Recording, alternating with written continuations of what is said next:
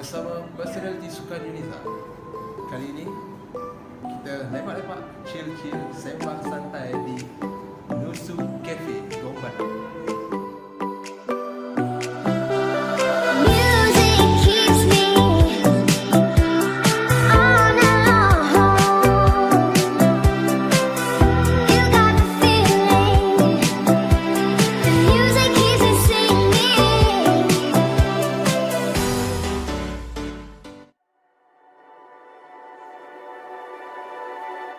Okey, Assalamualaikum, salam sejahtera, apa khabar semua? Bersama kembali dalam Sembang Santai bersama personality Sukan Yuniza.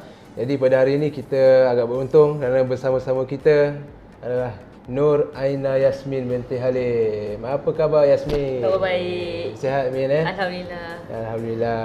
Okey, seperti kita sedia maklum, ramai yang sebenarnya dah kenal Bu Yasmin ni. Personality sukan kot kan.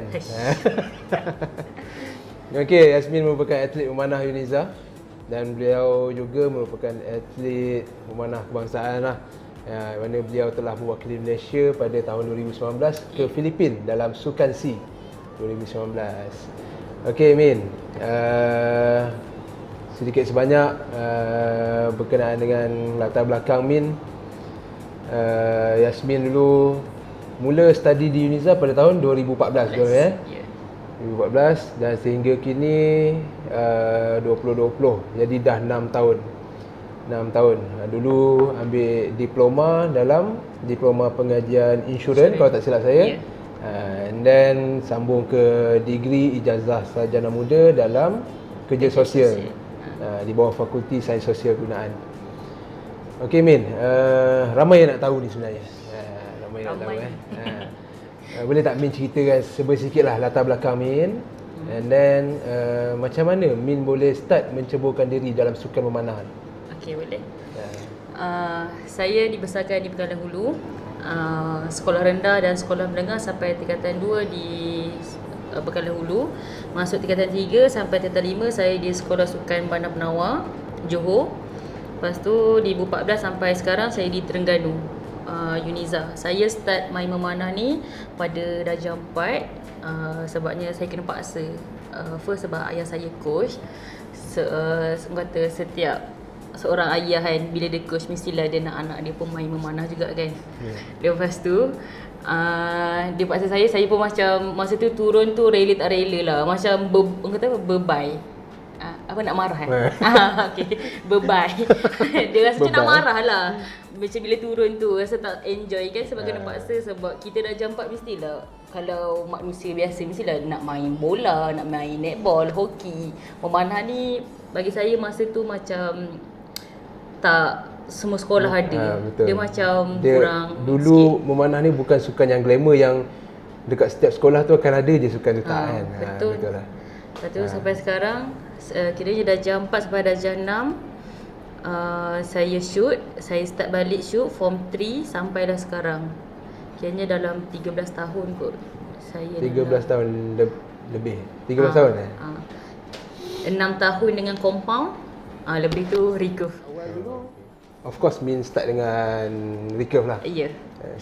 Start dalam acara compound ni bermula bila? Waktu Sukma 2012 saya pernah main compound sekejap. Dalam masa setahun tu je. Lepas tu saya kena target panik, saya berhenti, saya medical balik. Lepas tu untuk tahun 2014 first saya masuk Yuniza memang untuk shoot recurve lah. Memang saya shoot recurve, saya sempat shoot recurve waktu Yuniza Open 2014 tu.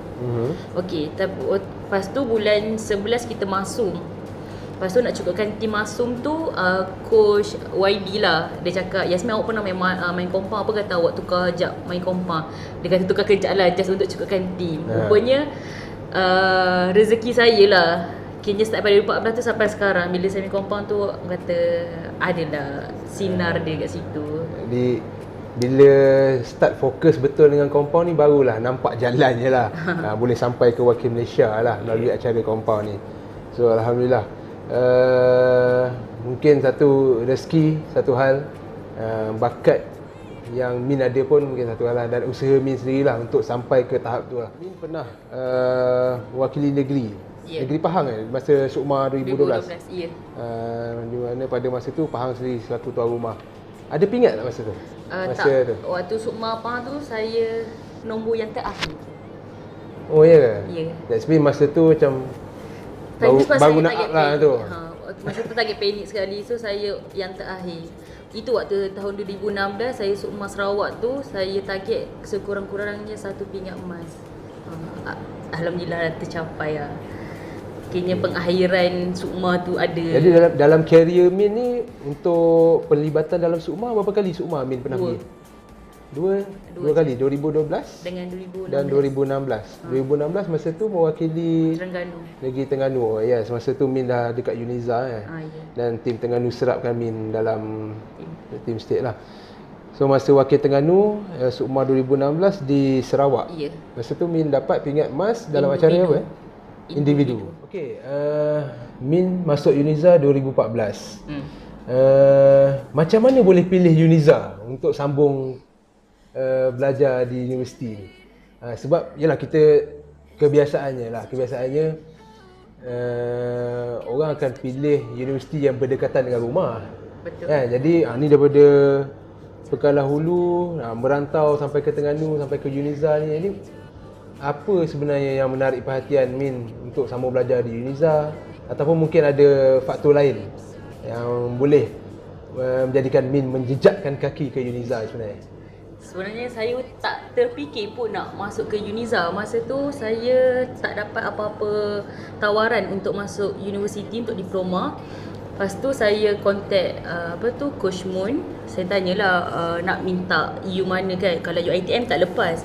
So dia bagilah. Kiranya saya buat rayuan tu saya buat 2. Satu UPSI, satu lagi Uniza. Kiranya macam Coach Moon lah, dia kata Uniza ada gak memanah kan. So masa tu saya ingat lagi waktu saya tengah kerja, saya dapat call kata dapat masuk Uniza. Masa tu time tu saya macam okey pergi. Elok saya dah daftar Uniza, tiba-tiba dapat call kata UPSI pun dapat juga tau. So kat situ saya macam nak nangis lah. Saya kata ish, yang mana satu ni kan? Yalah kalau compare Uniza dengan UPSI dekat lah dengan rumah betul. kan. Lepas tu dalam kan, negeri yang sama. saya cuma cakap dalam hati, saya rasa mungkin ada rezeki yang Allah nak bagi saya kat sini. Saya cuma cakap gitu je lah. Rupanya betul. Rezeki, yang kata rezeki saya ni ada dekat Uniza. Okey,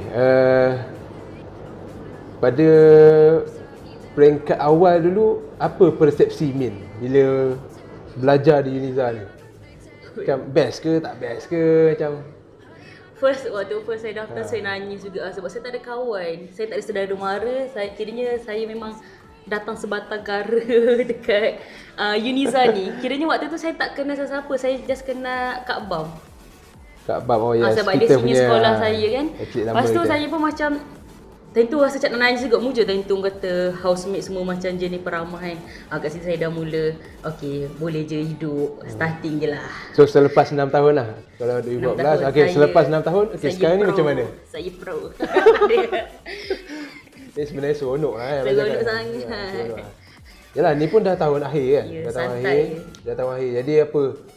Agak-agak apa perasaan nak meninggalkan Uniza? Ke ada perancangan untuk menyambung pengajian master pula ke apa ke? Masa ni saya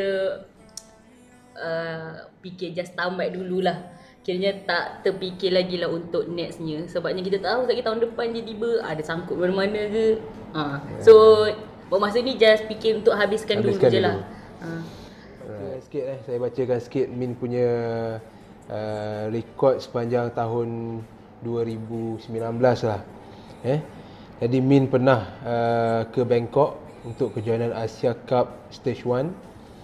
Dan pada ketika itu Min berjaya membantu pasukan compound wanita kita untuk meraih pingat emas.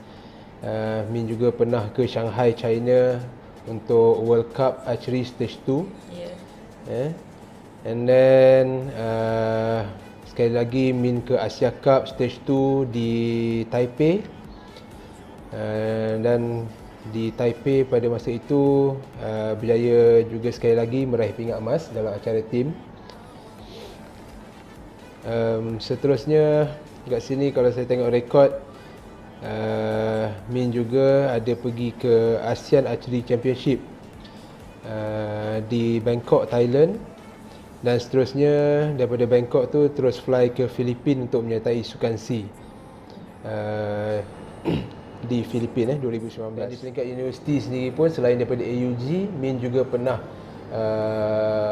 mewakili Malaysia dalam World University Games di Napoli, Itali pada tahun 2019 juga. Jadi boleh tak Min kongsikan sikit lah pengalaman Min sepanjang Min menyertai kejohanan-kejohanan antarabangsa? Pada kiranya saya rasa tahun 2018 tu adalah tahun luck saya kot. Sebabnya starting orang kata dimulakan lah dengan Suki yang saya dapat 3 pingat emas, 1 pingat perak. So start pada tu sampailah kini sepanjang tahun 2018 ni orang kata tahun dapat kiranya pergi Bogor pun hampir semua pingat emas saya sapu. Kiranya tahun rezeki saya. Tapi saya macam tak adalah nak expect boleh dapat masuk tim Malaysia. Sebabnya kita tahu tahap tim Malaysia ni kan orang tu macam power. Kita ni rasa macam alah menang. Belum sampai tahap lagi lah. Rasa macam alah menang sikit-sikit je macam gitu. Lepas tu rupanya pada tahun 2018 waktu nak dekat habis AUG tu saya dapat kata apa, hint lah macam orang kata saya dapat untuk masuk tim nasional. Masa tu time tu saya ingat lagi waktu first saya tahu yang saya dapat tim nasional tu lagi berapa hari nak habis final exam. Awal bulan 1. Masa tu saya dengan Syairah, kita orang nak dah booking hotel. Kononnya nak bercuti sebab sepanjang tahun 2018 kita orang sibuk tau. So tahun 2019 tu siap booking nak pergi Penang nak pergi bercuti, tiba-tiba dapat mewah, panggilan kata apa masuk tim nasional. Time tu kan terpaksa lah orang kata apa, tangguhkan semua kita punya booking apa lah burn macam gitu lah. Kiranya bagi kat kawan, kata siapa nak pergi Penang kita bagi free. Kiranya umpama kita orang tanggung orang pergi bercuti. Masa tu time tu jadi macam ya Allah. Masa tu lagi esok tu paper tu saya shaking gila, sejuk tangan-tangan. Saya kata betul ke aku dapat masuk ni, betul ke macam gitu. Lepas tu sampailah masuk tim Malaysia. Kayaknya tahun 2019 tu memang penat sangat-sangat dah. Sebabnya kita orang masa tu kena ulang alik antara Terengganu dengan KL. Okey, contohnya kan kadang-kadang kita orang pergi kelas tu rasanya just 2 bulan je kot. Yang lain semua habis masa dekat perjalanan pergi KL, selection balik, pergi balik KL untuk game, balik macam gitu. Sepanjang tahun tu memang orang kata mujur ada kawan-kawan lah orang kata yang mana kita tertinggal ke, so dia orang lah banyak backup kita. Kalau nak ni memang tak sempat lah. Ni untuk lecturer dekat FSSG tu semuanya okey. Sebab kebanyakan orang kata apa, mahasiswa-mahasiswi dekat FSSG tu kebanyakan atlet.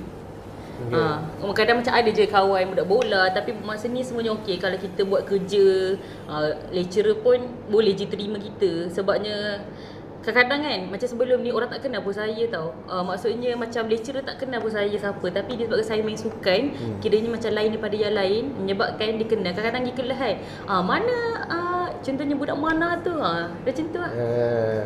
Sampai ke sekarang kalau saya pergi makan pun lecturer boleh kenal saya. Sampai nyok-nyok.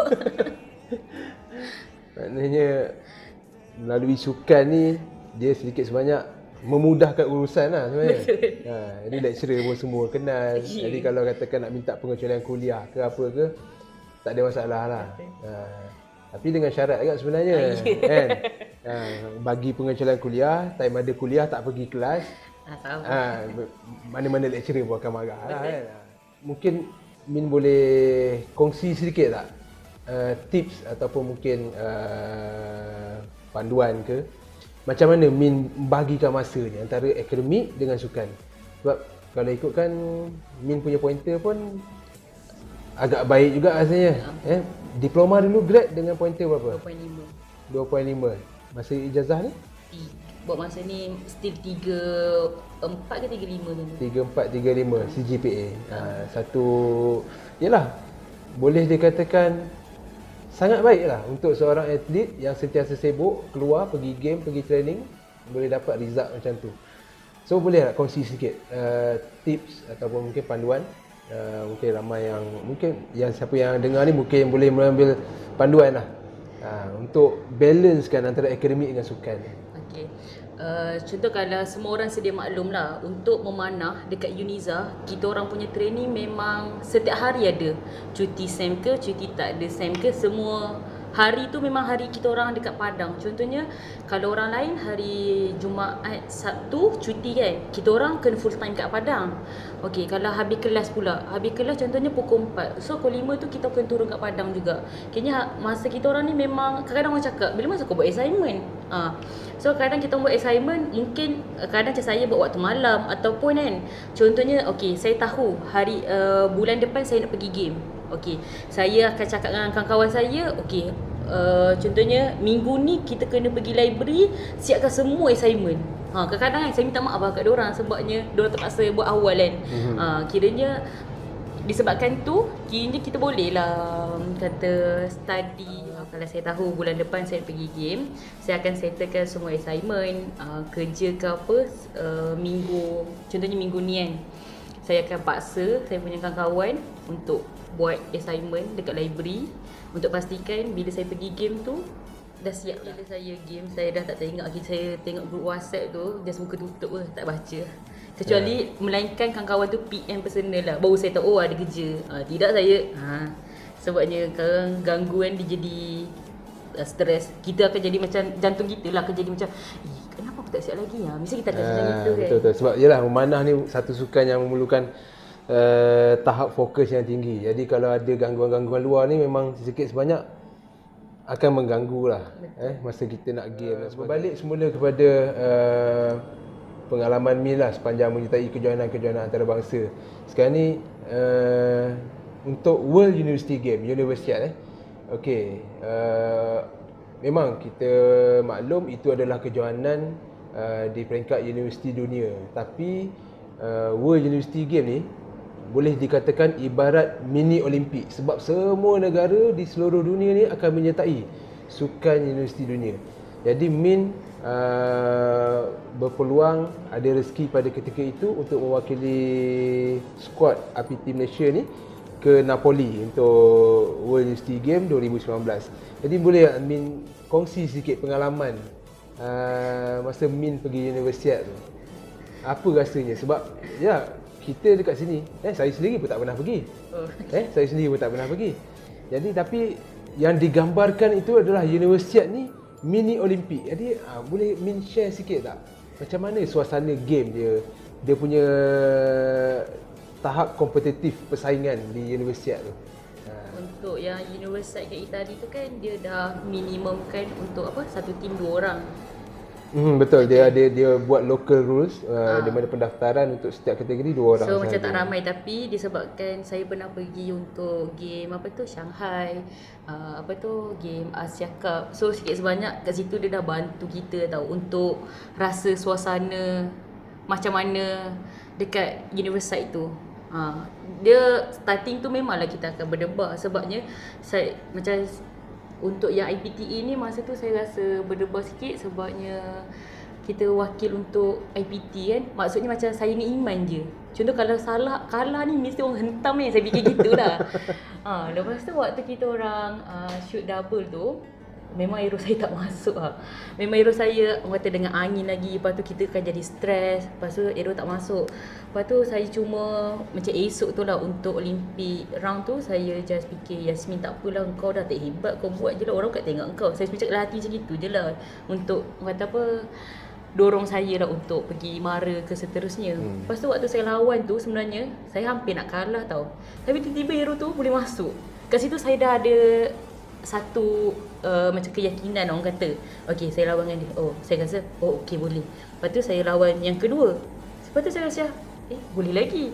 Kat situ lah saya jadi macam sampailah orang kata saya dapat suku akhir kan.